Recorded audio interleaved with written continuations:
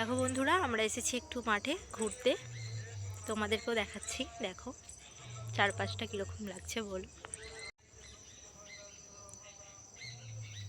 এই যে এখান থেকে শুরু হচ্ছে মাঠ।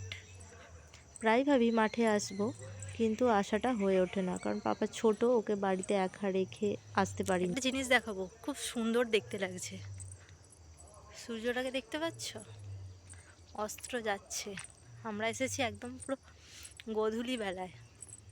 এই মাঠটাকে দেখো, পুরো সর্ষে চাষ করেছে।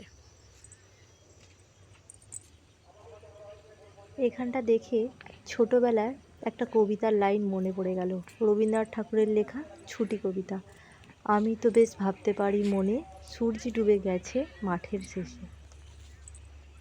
এই জমিটাতেও দেখো পুরো সর্ষে চাষ করেছে, কিন্তু এই গাছগুলো একটু বড় বড় হয়ে গেছে।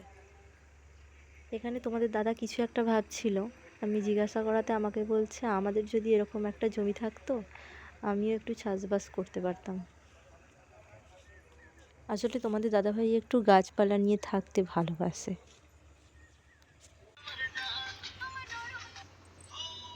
চলো বন্ধুরা, মাঠ থেকে বাড়ির দিকে যাচ্ছি। আজকের ভিডিওটা এখানেই শেষ করলাম। ভালো লাগলে লাইক, কমেন্ট, শেয়ার আর চ্যানেলটাকে অবশ্যই সাবস্ক্রাইব করে দিও।